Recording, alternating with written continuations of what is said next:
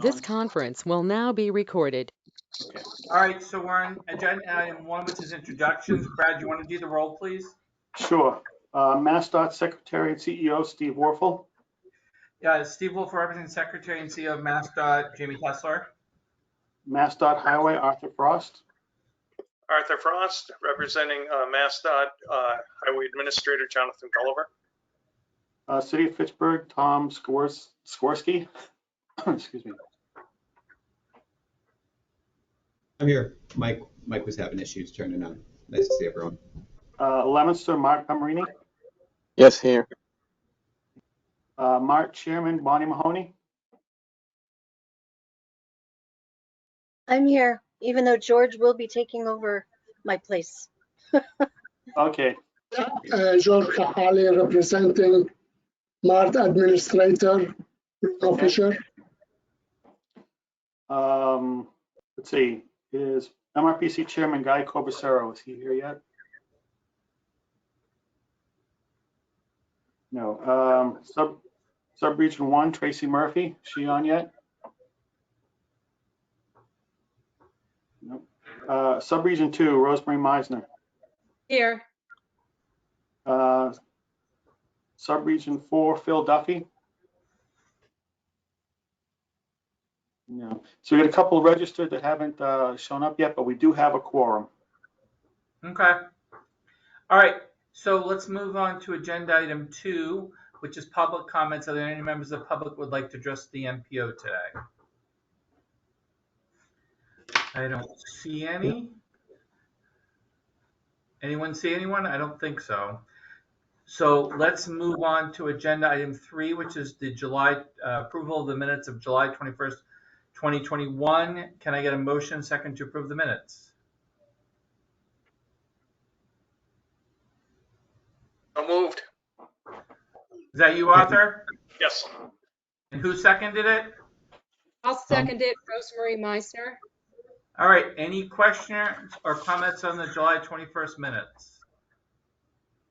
All right, hearing none. Brad, do you want to read the roll, please? Sure. MassDOT Secretary Steve Warfel.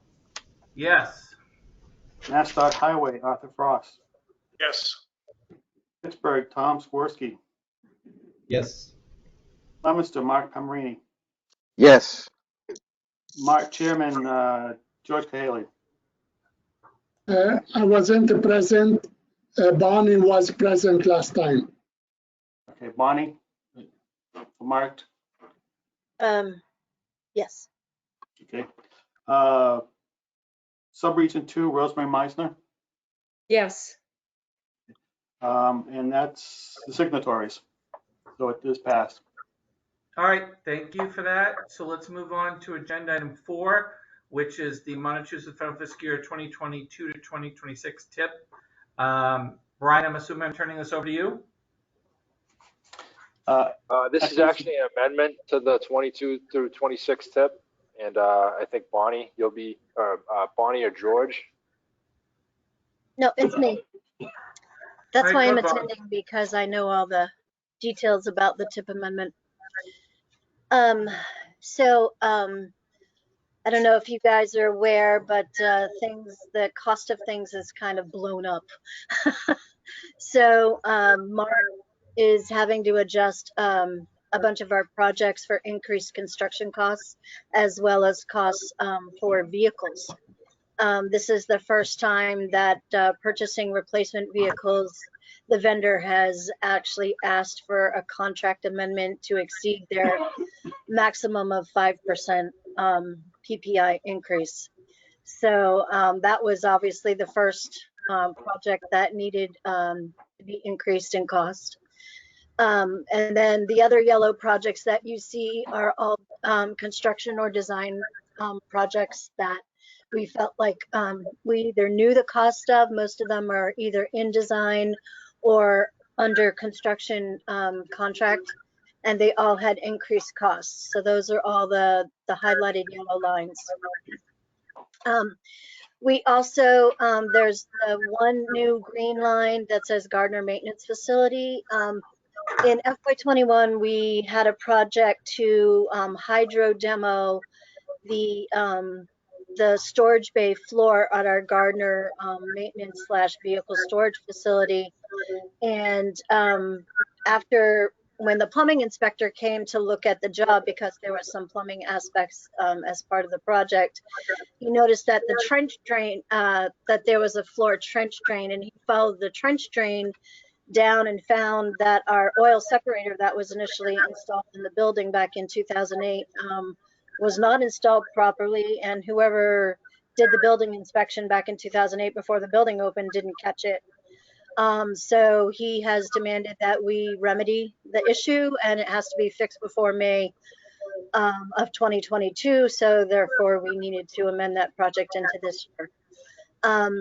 We've also noticed that there are a number of small projects around many of our facilities that can be done with in-house work. So we've added a new MART preventative maintenance facilities project line item.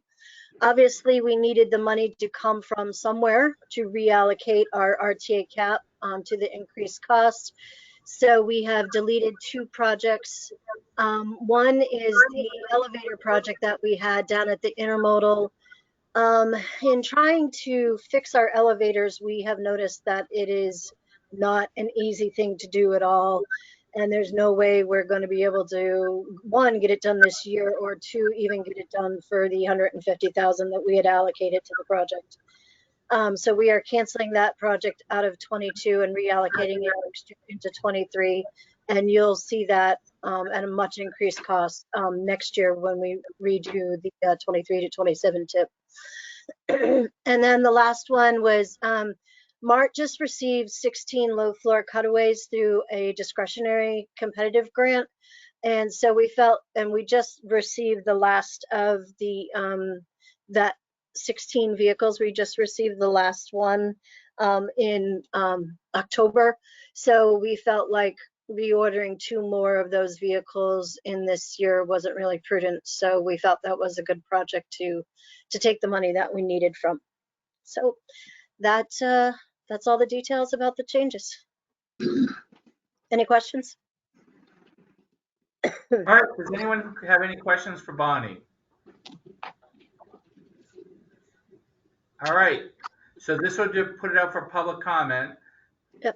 So can I get a motion and a second to release this for public comment? So moved. Arthur Frost. Second, Tom Skrosky.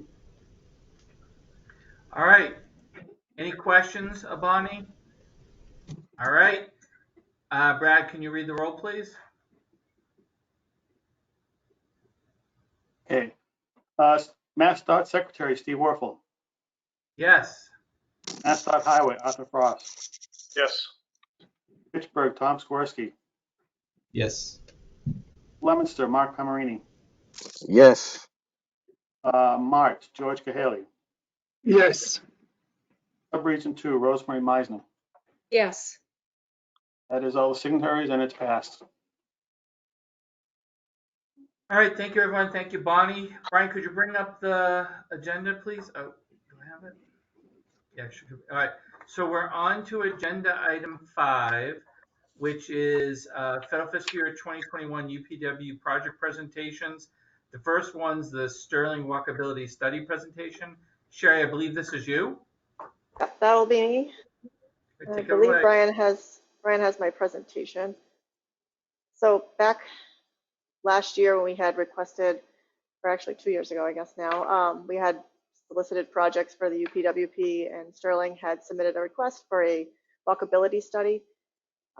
So that is where this stemmed from. Next slide, Brian.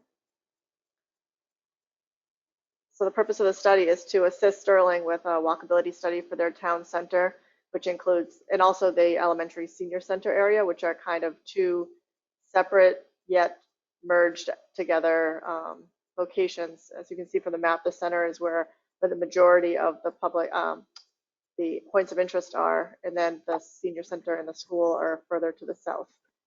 Next. So the study process established a a study area. We had worked with the community to establish this area. We had the town planner as our #1 contact, as well as the DPW director at the time, who has since retired, and the police department, the senior center, library. A lot of those departments were also somewhat involved, not as extensive as the town planner and the DPW were. Next. I also wanted to mention that we had done the complete streets prioritization plan for the town of Sterling simultaneously with this project, which definitely helped a lot with the input that we got from the community members. But in addition to that, we held a walking audit on May 5th in the evening. Next. So we have here all the participants standing around in the parking lot at the town hall getting ready to do the audit. We had given them, actually, I think that's the next slide. I'll go into that a little bit more detail. So we had given them a piece of paper with a handout that was basically the observations that we were hoping that they could review as we were walking. And those included sidewalks and their conditions, roadways, crosswalks, trails, public parks and gathering spots, shade trees and benches, parking, and then the attractions in the area. You can see from the pictures, here we are crossing the streets and walking around all these public interest areas. Next. So the next component of the study was the data collection. Next. So for the data collection, we gathered traffic volumes, and of those traffic volumes, it was established that the highest were, not surprising, in the town center along Route 12, which averaged between 6,000 and 8,000 vehicles per day. And then we had crash history. Sterling had a total of 573 accidents over the past 3 years, and 20% of those, or 117, occurred within the study area. And then we also inventoried road facilities, which included the sidewalks, crosswalks, and road signs, which were mapped in the figures in the document. So after that, we had come up with some recommendations. This was based off of public input as well as our own observations. Next. So of those recommendations, to highlight a few, for sidewalks, obviously they want to repair any existing sidewalks that were deteriorating. A lot of the Route 12 sidewalks could require some connections. So continue the sidewalk up Route 12 northbound from the town center to about Montachusett Road, where there was already a major project completed. So that would create a sidewalk from the roundabout that was installed all the way to the town center. Also add sidewalks and or bike lanes along Botel Road, which is where this elementary school and the senior center are. And then also continue those sidewalks from Botel down Muddy Pond, which would connect to the park and athletic complex over there. We also, this one was based off of the complete streets component, which was to add or improve the sidewalks along Maple Street from Main Street all the way to Shoalin Terrace, which is a senior housing area. Next. For crosswalk recommendations, we had to add an additional crosswalk at Main Street at Meeting House, which is where you can see in the middle picture where people are walking across. Currently there's no crosswalk there. Continue traffic calming techniques along Main Street and Botel Road, where there tends to be a little bit some kind of a speeding issue as well as just a congestion issue. Place no parking signs along major roadways within 10 feet of a crosswalk or a driveway. Place crosswalks that connect to sidewalks that have ADA accessible ramps. As you can see in the picture on the right, the crosswalk goes to a sidewalk, but there is no ramp there. And then add advanced warning signs or flashing beacons at high traffic areas. I believe this is the last component. For roadway recommendations, we had replace the temporary green painted island, which you can see on the far right picture. They had to put that in just to see, I believe, to try it out to see how the traffic pattern would work. And I believe that when we did the study originally, those Jersey barriers were not there. So they had put the Jersey barriers, I think, to make people actually go up to the stop bar to the north. And I believe it's definitely going to be considered a permanent fixture now. And I think they're going to dress it up a little bit nicer than just the Jersey barriers. And then conduct a traffic study at the intersection of Leominster Road and Clinton Road, which is the middle picture. That's kind of a crisscross type of intersection with both Route 12 in both directions and another Route 62, I believe, coming into it. And then there are a couple of intersections that are a little bit skewed, and we were recommending that they bring those to a 90-degree angle, which is Laurelwood Road on the left picture.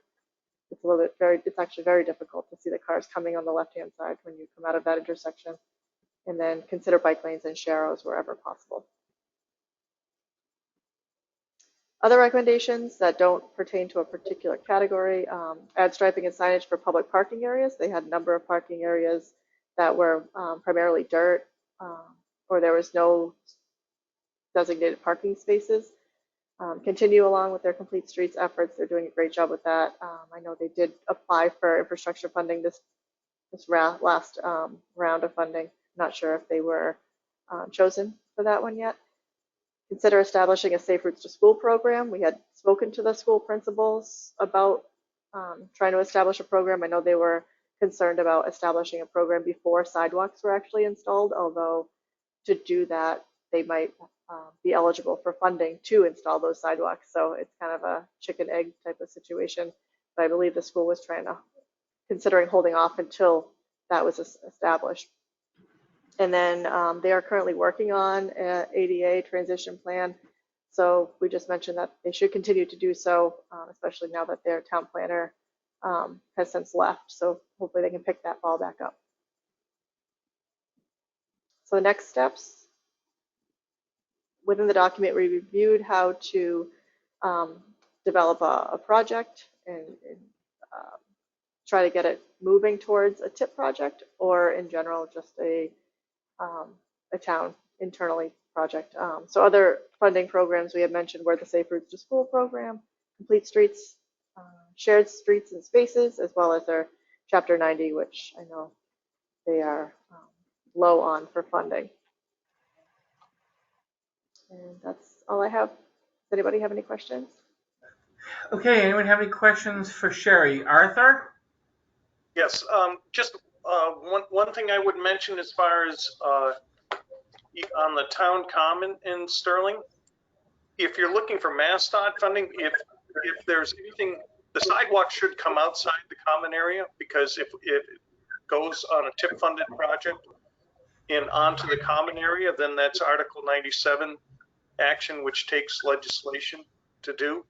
So where you're showing turning that roadway in, I would say, where you turn in the end of the road on the common, let's see, I have a street view. Where you turn in the end of Meeting House Hill Road, I would make sure you leave enough room for a sidewalk to come around the nose of that. You mean where the Jersey barriers are? Right. Well, the picture, yeah. Okay. Yeah, I know they did apply for, I think, some Mass Works funding that they had received for the town center area. Okay. I'm not sure where they're at in that process. Again, they got a new DPW director, their town planner has left, their town administrator. I don't know if they've replaced yet. So I think they're just kind of up in the air right now. I'm not sure if, where they're at in that process, but I know that they have, I think that Jersey barrier green space was a part of that Mass Works. They were trying to play around with it before they committed to it. I would imagine that sidewalk, there is a sidewalk already there on the left, in between, like on the left of the green. But I would imagine that they would move it around if for it to be a permanent thing. But just something, just a general comment for anybody looking at doing projects. If we do it as a TIP project, we go on to common parkland or land that's protected, like a town common, then we would have to do Article 97 legislation, which is a multi-year process. So I would just keep that in mind when you're making, if you're making new parkland or you're have other projects, really look at what you can do for sidewalks outside of the protected land area. That it really does help. And I've seen places where there was land given for conservation, and then it goes right up to the edge of the road, but then it really locks you and it stops you from doing things like adding sidewalks as part of a TIP project, or it makes it much more difficult. So anyway, just something to keep in mind. And Fitchburg just got fresh out of an Article 97 process for another project, and I can speak from experience. It's a Herculean task, so certainly don't want to do it unless you have to, and it certainly gets more complicated once MassDOT is also involved. So. All right. Oh, sorry. Who was speaking? Someone else have a question? All right. Any questions for Sherry? All right. Thank you, Sherry. We'll move on to the next agenda item. And I believe it's under still in the UPWP project presentations. It's the Townsend Route 119 Canal Street Elm Street intersection analysis presentation. And I believe it's you, George? Yes.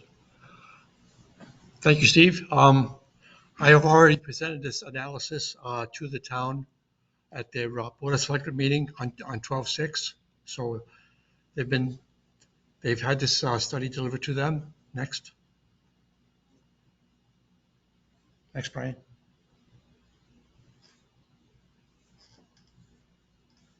Brian, next. Oh, sorry. I want to speak to the issues that are highlighted in red here as we go along, because there's a lot in this study. So I'm going to just focus on these elements here. The town has a complete street plan, and this intersection is a 25th ranked project in their prioritization plan. I'm going to address the existing conditions, the offset geometric alignment or layout, which is basically the main topic of the request letter. We're going to discuss environmental constraints, land use and building footprints, and of course, the improvement alternatives. Next. I just want to address the orientation of this intersection. The major road is Main Street. It runs, of course, east to west. And the minor streets are Canal Street and West Elm Street, and both of them are stop controlled.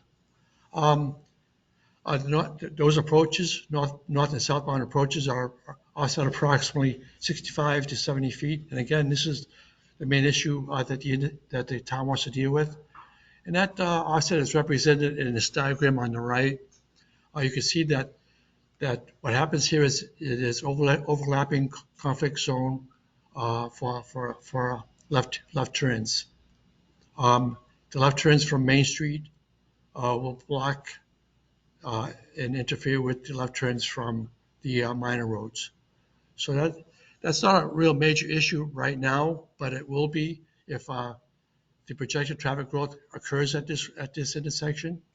Right now, it generally operates fairly decently, but there's still some issues that the town wants to deal with. And it's a good time to get something going on this, to get a project developed, so as to avoid future issues. Next. The environmental constraints are quite an issue at this location. You have nine environmental constraints in all, and all of them pertain to the Squanicook River. And as we know, what these are environmental constraints, they prevent or severely limit development, and those will need to be taken into consideration for a project here. Next. For the land use, this commercial activity in this in proximity to the intersection, which means that some short-term parking takes place. Also, the buildings are in proximity to the intersection right of way. So both of these issues will have to be considered for a project being developed here. Next. Now we get to recommendations, and we basically provide three to four alternatives. But all these alternatives should include complete street recommendations that improve or increase walking, bicycling, and possibly even transportation modes. Next. The first concept alternative, is to add improvement alternatives to their prioritization plan. The plan calls for adding crosswalks and compliant ramps, accessible ramps, and signage as needed to the approaches to the intersection. What we're recommending here is adding offset intersection advanced warning signs with advanced street signs on them to indicate which roads lead where. And of course, these event warning signs indicate to the driver of a vehicle approaching the intersection what the intersection looks like.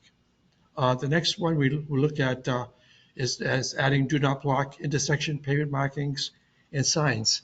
And that pavement marker would fall within the crosswalk area. And this would be basically on the honor system. Vehicles to not stop in this area to make their turns or to make their movements. Basically, vehicles should be waiting outside the pavement marking before they make their maneuvers. However, this is not always honored. As you can see in the photo on the bottom right, this is a do not block pavement marking with signalization. And there's a vehicle blocking for at least 4 vehicles wanting to get through the red light. So it's not always a successful improvement. Next. This is an alternate road northbound concept alternative. There's basically 2 locations where it could intersect with Canal Street. The problem with this issue is that there will be considerable amount of taking involved with this alternative. And also what would be eliminated, obviously, is the turn movements onto Canal Street from Main Street. And that would add travel distance to the vehicles wanting to go north, and therefore increasing greenhouse gas emissions. Next. And this shows the impact of those alternatives roads on the environmental constraints. As you can see, alternative 2 would affect every environmental constraint listed here. The first one, the green one, would be the most favorable one as it impacts only 3 of them.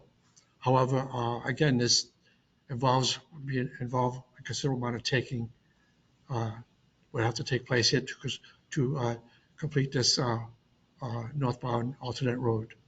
Next. And this is the alternate southbound route. There isn't really too much alternate routes that could be taken here. When you add up all the distances and involved here, it would add 1,490 feet to the journey's vehicle southbound journey to reach the same destination of the Linden Street, West Elm Street intersection. So again, that would be also adding 2 additional stops that vehicles would have to make to reach this destination. And again, that would be adding a considerable amount of greenhouse gas emissions to it. So, so next, please. And finally, we get to the roundabout alternative. This is a 90-foot roundabout, which is the smallest a single roundabout can be. It's centered slightly below the center of the Main Street right-of-way and slightly to the left of the center of the West Elm Street right-of-way. And this places it within 15 feet of each of the buildings A, D, and E. So you have a 15-foot area to provide other elements such as sidewalks.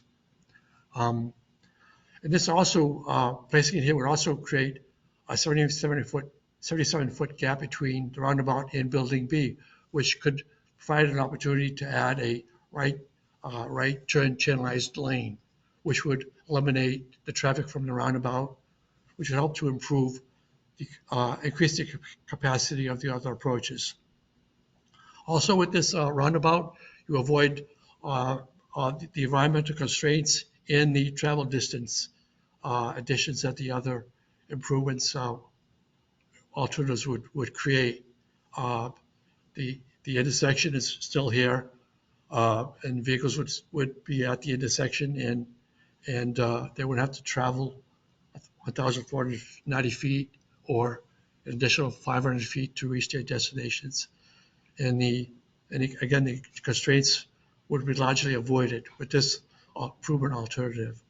When I was doing this, I wanted to find out if there was another intersection with similar geometry, offset geometry in the state that they either have a roundabout already constructed or they're proposing a roundabout.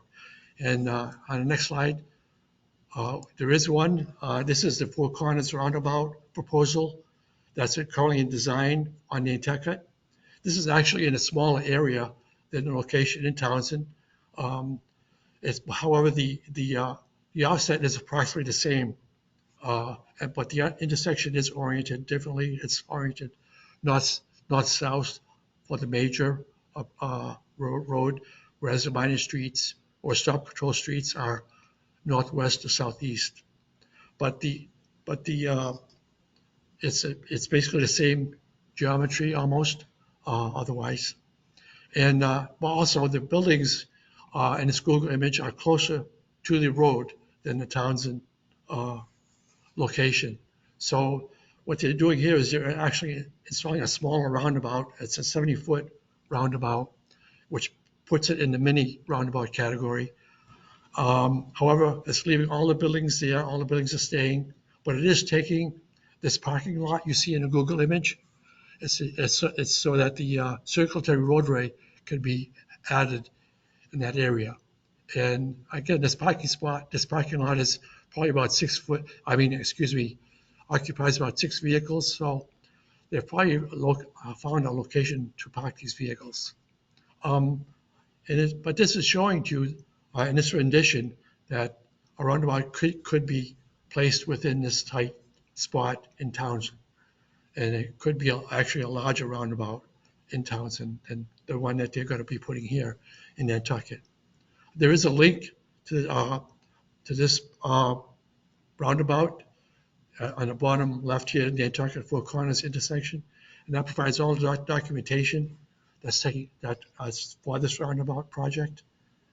And again, the roundabout in Townsend would eliminate a lot of the travel time, travel distance, and dealing with a lot of the environmental constraints that the other alternatives would be dealing with. So that's the improvement alternatives. Next, then we discussed the project development process with them. We went through MapIt, how the community would have to should submit the project development through MapIt, and so on. Next. And now we got into questions and comments, which we can do now with you guys. All right. Thank you, George. Any questions for George? Arthur? Just, is there anybody from the town of Townsend here? I'm sorry? Is there somebody representing the town of Townsend here? And I'm just wondering, is there a crash? And maybe I missed it. Is there a crash history? Where does this rate as far as crash history in the region? There's not much crash experience here. It's very light. I think there's only like 6 crashes in a 2-year period, and only one was an injury crash. And that's why I didn't really discuss that too much, because it's not really a safety issue so far. However, I do think that it's conceivable in the future if traffic growth continues, that would probably increase at this location. Okay. All right. Any other questions for George? All right. Seeing none, thank you, George. Let's move on to the next agenda item, which is agenda item 6, which is MPO meeting schedule and process. Who's doing this? Brad, is this you or? Yeah. All right, go ahead, Brad. So a few months ago, the MRPC made a change to the way we advertise our public meetings. This process is for those interested in attending online, requiring them to register in advance in order to receive the meeting login information. This process was put in place, or this process applies to all MRPC meetings held online and hybrid meetings at the time. That is, those held online and in person.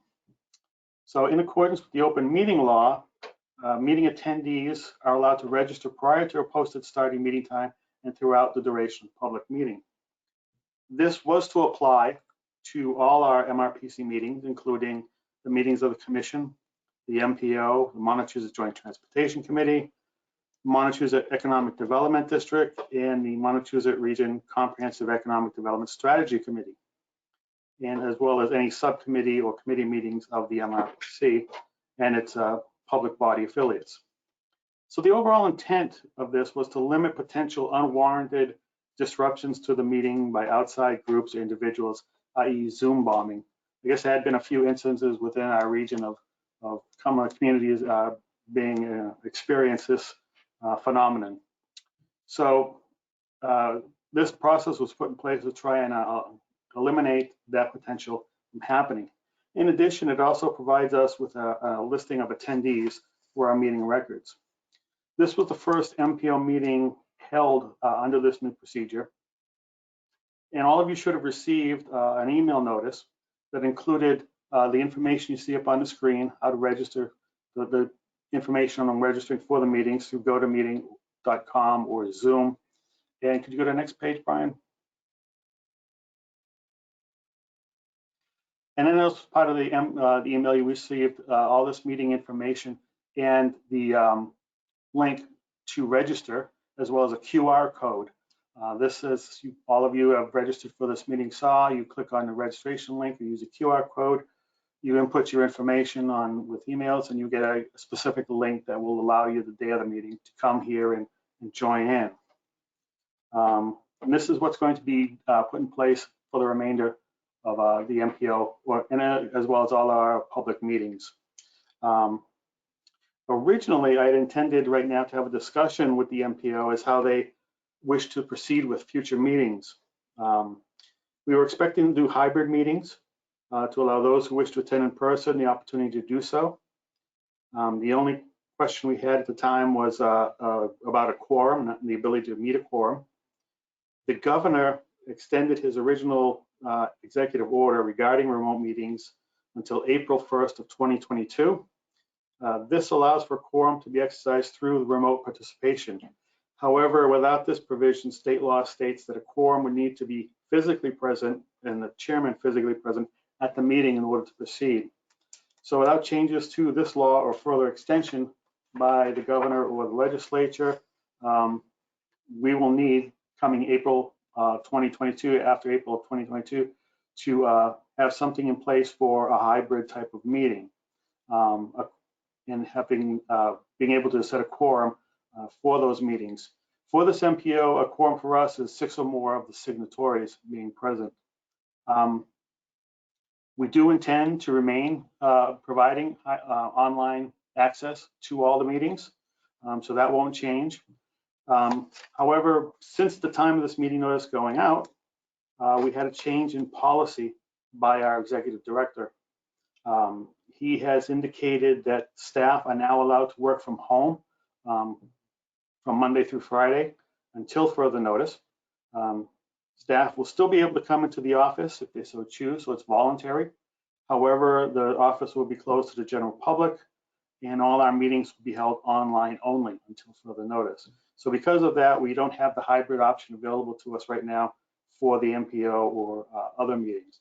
You will continue to receive notices as shown on the screen through these registration links and QR codes. So the discussion, I think, was going to focus mostly on how the MPO wanted to resolve the quorum issue, being physically present. But that is not an issue at this particular point in time. It will be if some action is not taken by the governor or legislature before April of next year. So at this time, I think it's more of an informational purpose to let you know of this procedure that's going to continue so that we don't get Zoom bombed or anything else disrupting the meeting. But there is going to be a question on how we wish to have quorums present unless there's some change by the legislature in the current open meeting laws. that's a briefly as to what I want the discussion to focus on. But again, right now, no decision needs to be taken, but there will need to be something decided upon in the near future by the MPO.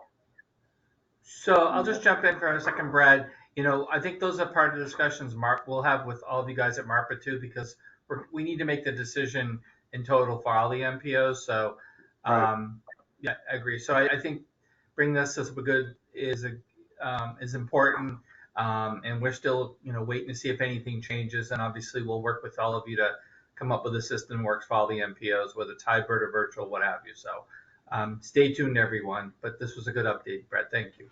Yeah, I just want to also say if anyone has any questions on the current process or problems with it, let me know and we can work something out. Make sure you don't have any trouble registering for meetings. Arthur, you have a question? Just one comment. I know it appears as though there's maybe conflicting information. It looks registration, you should be able to register during the meeting, before the meeting, I think, right? Yes, yes.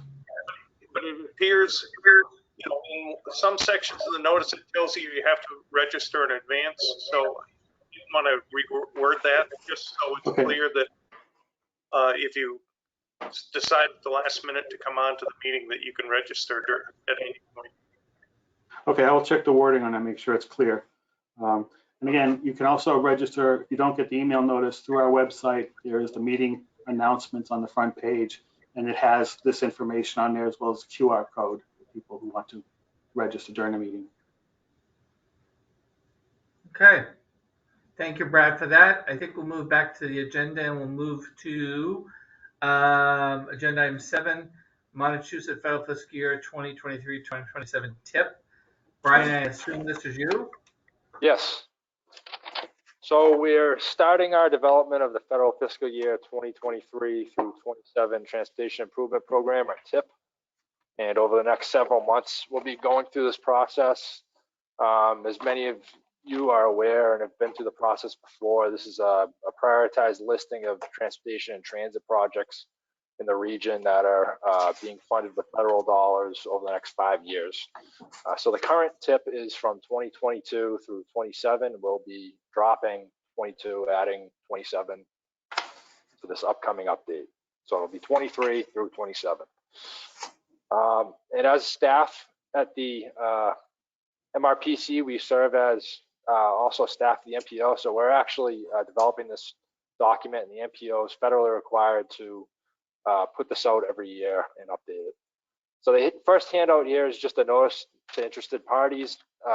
It discusses the process a little bit, and it lists a number of meetings that we'll be discussing the TIP update in the coming months at the MRPC, the JTC, and the MPO. And the next handout is a development schedule, which we've come up with. These are all tentatively scheduled dates that we have on here, and we anticipate an endorsement date, hopefully at the May 18th MPO meeting. Right now, we're at the beginning stages of this. We discussed it with the JTC last week at its meeting, and just sort of kicking it off with the MPO today. In the next few weeks, we'll be compiling project lists and updating project statuses and costs. And I'm sure many of you remember and are familiar with the setup of the TIP. Basically, there's 3 different sections of projects. There's the statewide projects, which are prioritized by Mass DOT and the state. There are transit section projects, which are put together by the Transit Authority, MART. And we'll be reviewing those 2 sections, but probably in less in detail. The target section projects are really what we focus on a lot because we have the most discretion at the MPO. We're actually the ones that set those schedules and allocate those projects to certain years. So those particular target section projects will be a major discussion the next few months. In January, we'll be updating the group on what the statuses of those projects are and any new cost estimates. When we get into, say, February, we start to look at what we call transportation evaluation criteria, which is where we grade each project, each target project. We'll be going over that process with the JTC and the MPO. We look at things such as safety aspects of the project, the current condition of the project, among other things.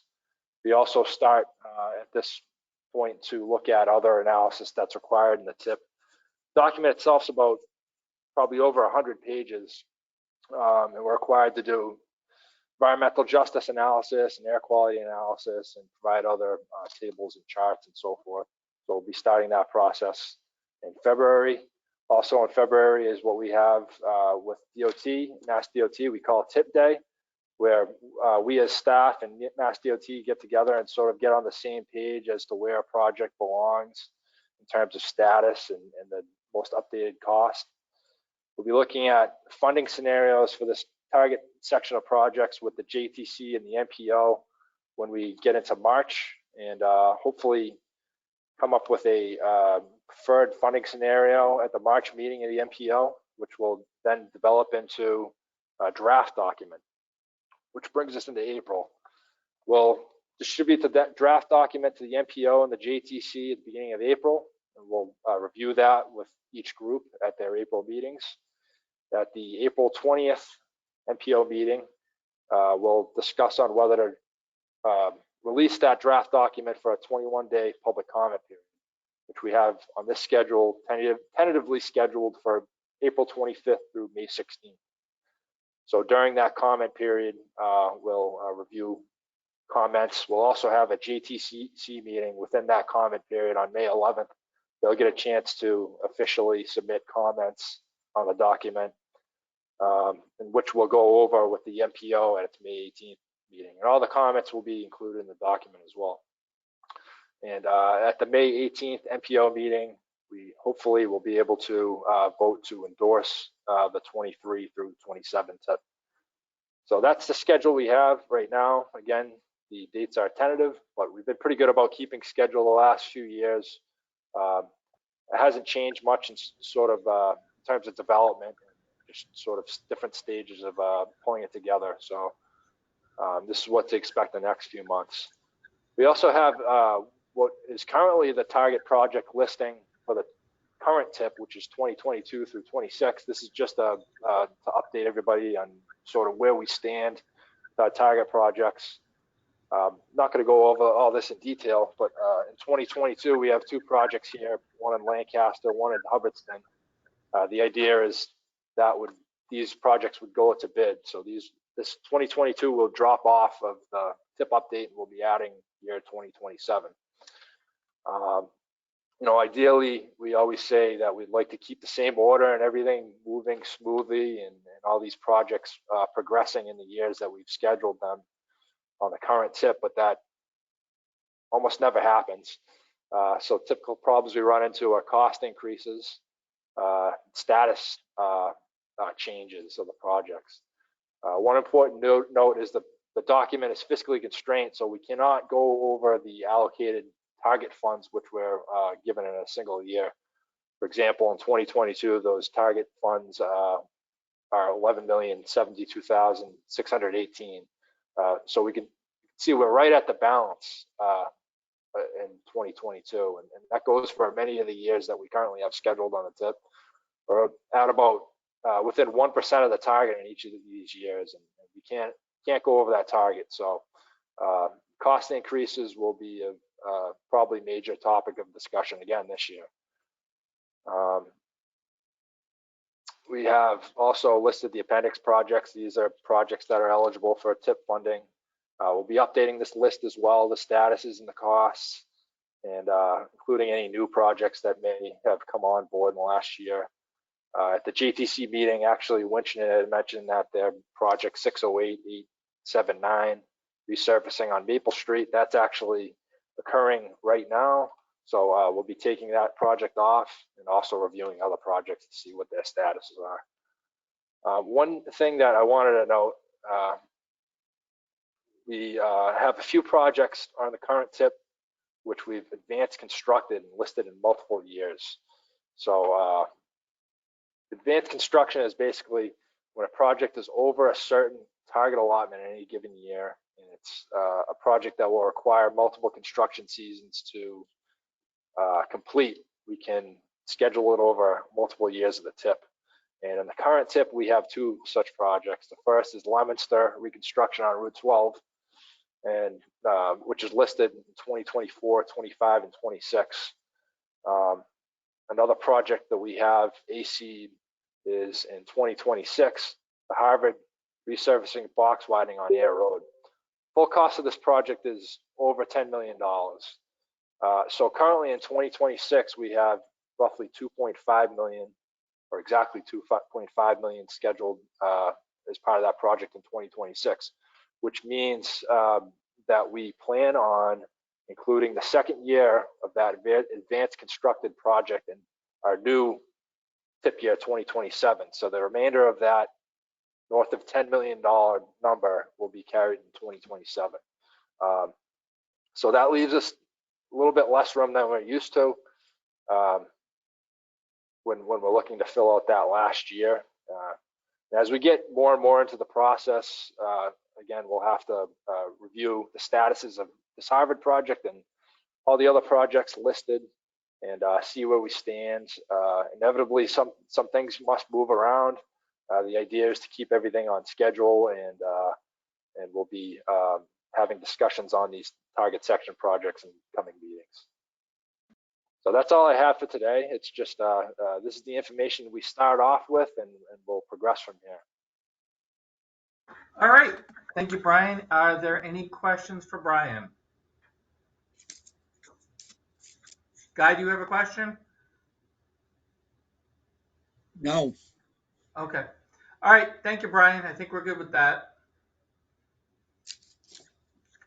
So we'll go back to the agenda. And the next item on the agenda is agenda item 8, updates. First one's from the MassDOT Highway Division.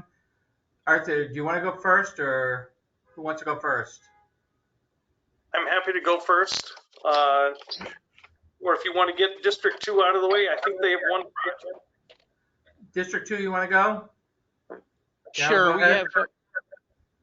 Sure, yeah, I can go. I mean, do you want to hear just 22 through 26, or just 22 projects right now? Because we currently have up to 26. We have 4. Why don't you just go over all 4, Joe? Okay, sure. Okay, so in FY22, we have project 608-850, Petersham Bridge Replacement, Glen Valley Road over the East Branch of the Swift River. Design's currently at 100%. PS&E is due January 13th. The current add date is June 11th, 22. And the total TFPC is 2.389 million. Current tip amount is 2.050 million.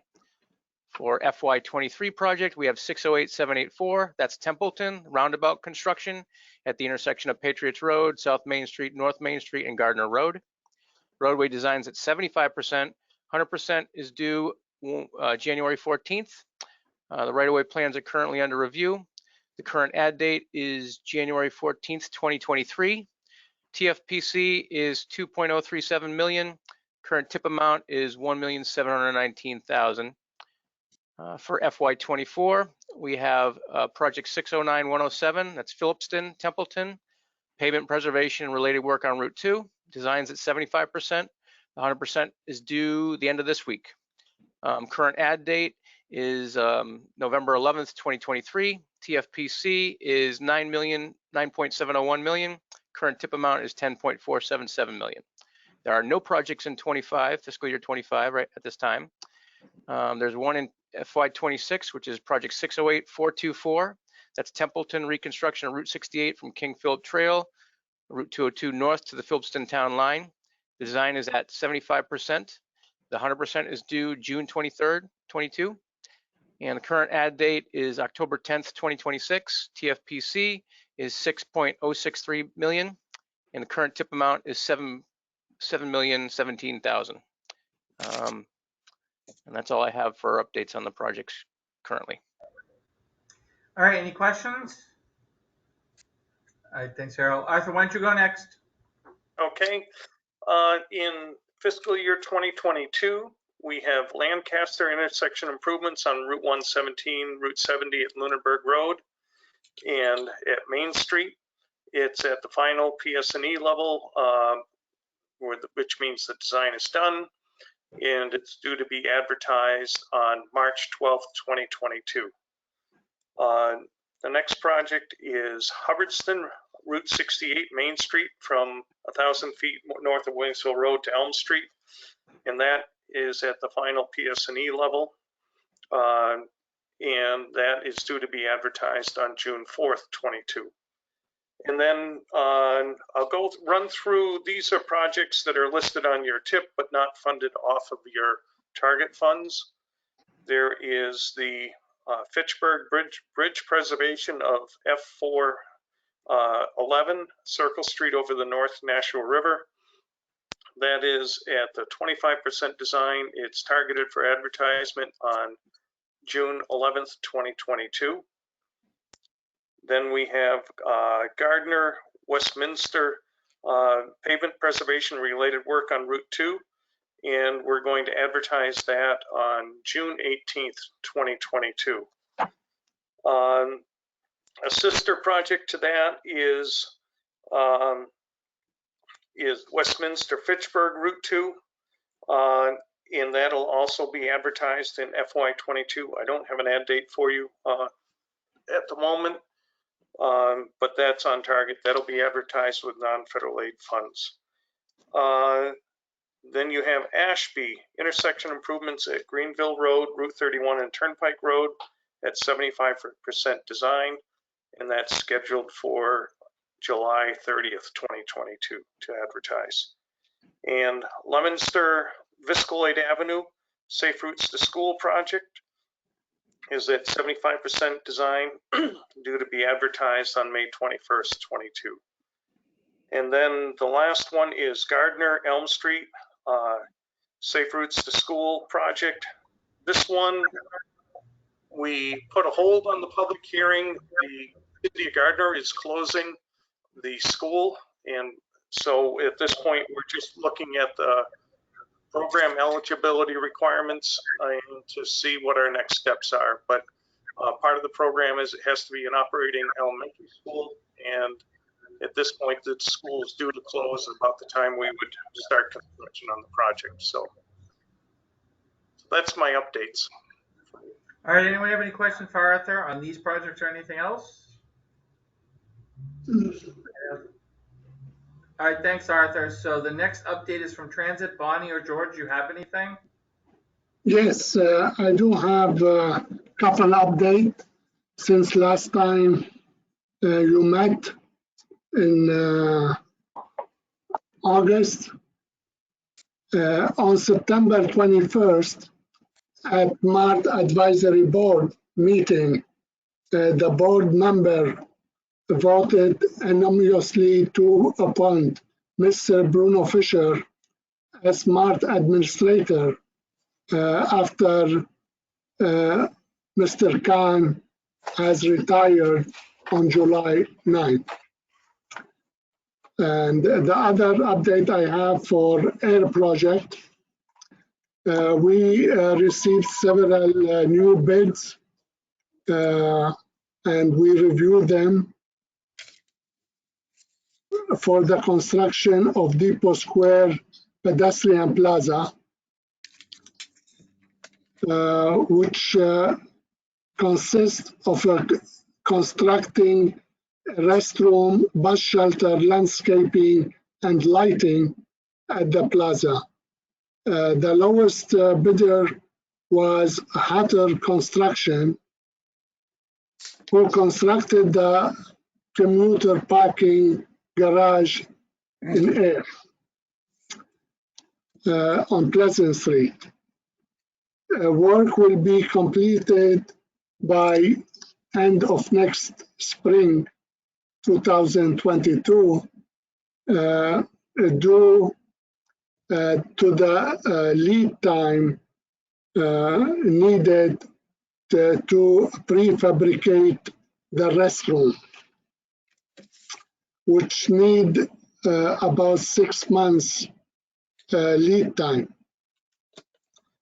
Hopefully the project will be completed before June 22.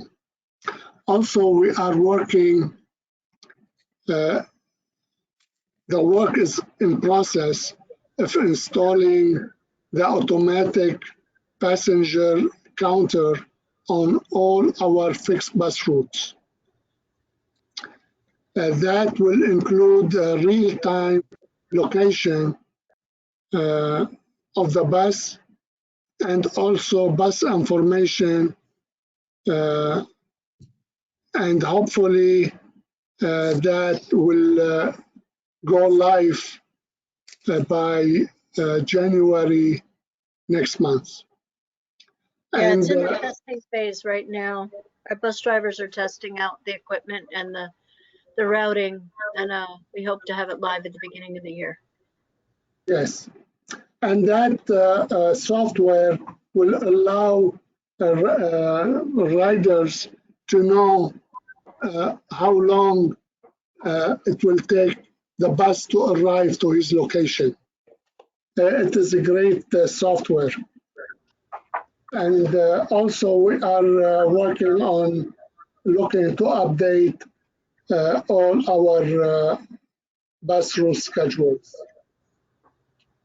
This is what I have, Mr. Chairman. All right, any questions for George? I just had one additional comment to that. We're going to be reaching out to the community members to get some honest feedback about really what the community is looking for as we take the next 6 months to review our bus routes, as George just alluded to. And we would really like to know from the members of the community what community groups are out there that Mark can reach out to and interact with and really interview to see what kind of improvements, additional bus stop locations, places where the buses may not go right now that they would like them to go, places that we do go that you feel like don't really need to go there anymore. We're really going to be examining our main core Fitchburg-Leominster routes that have kind of run the same way for 40 years and see how we can improve them. And we really want to hear from the members of the community and want their feedback on that. So please reach out to George or myself if you know the names of any community groups that would be interested in meeting with Mark to have these discussions. All right, Arthur put something in the chat, so please take a note on that bridge, the Water Street Bridge. Any questions for either George or Bonnie? And if I could jump back for 1 second. I'm sorry, it didn't have an advertisement date. The Westminster Fitchburg Route 2 project 610730, the NFA project, it's advertised, due to be advertised December 18th. So. All right. All right, thank you for that, Arthur. Yeah, our hope is to get that project well underway or done before we start the next one. Okay, and just last call, any questions for George or Bonnie? Which I didn't see any. All right, so why don't we move to the next update, which from the JTC. Brad, you gonna do this? Yes, I am. All right, go Brad.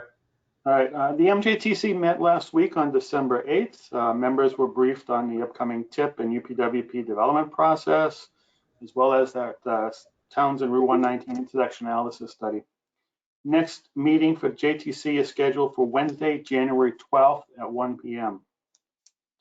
There is a handout available on our online drive. People are interested, announcing the opening of the 2022 round of Mass Trails grants. Submissions are due by February 1st of 2022. This flyer is available through our website, also under announcements on the front page. There's some links there to get more information regarding this program. Additionally, there's an announcement announcement flyer on the Northern Tier Passenger Rail Study launch meeting that's scheduled for tomorrow, Thursday, December 16th. The Mass Department of Transportation will convene as stakeholders and launch the study to examine the benefits, costs, and investments necessary to restart passenger rail service from North Adams to Greenfield and Boston with the speed, frequency, and reliability necessary to be a competitive option for travel along this corridor. This study was required by legislation passed in 2019, filed by Senator Joe Comerford and supported by Representatives Blaze and Dom, as well as Senator Adam Hines. The study launch meeting, as I mentioned, is on December 16th at 1:30 p.m. and is open to the public. Interested individuals can register at the highlighted link there. This flyer, as I mentioned, and registration link are also available on our website. The front page of the MRPC is a section called Announcements, and you can get this information as well as download this flyer and use the link there to register for the meeting if you're interested.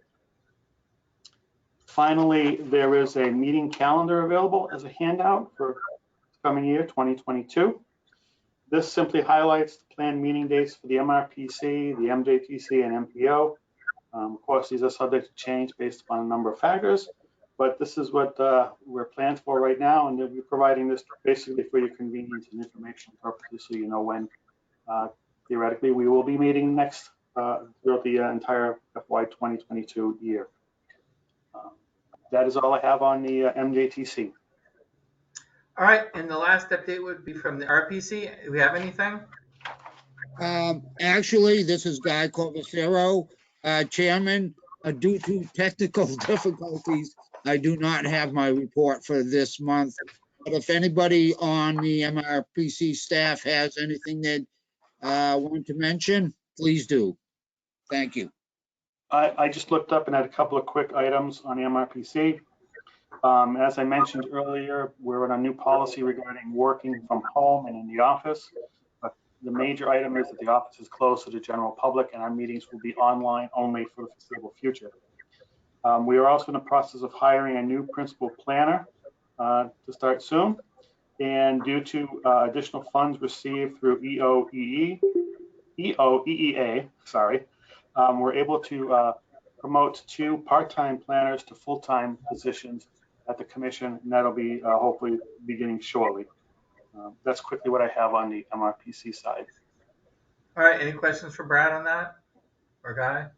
All right.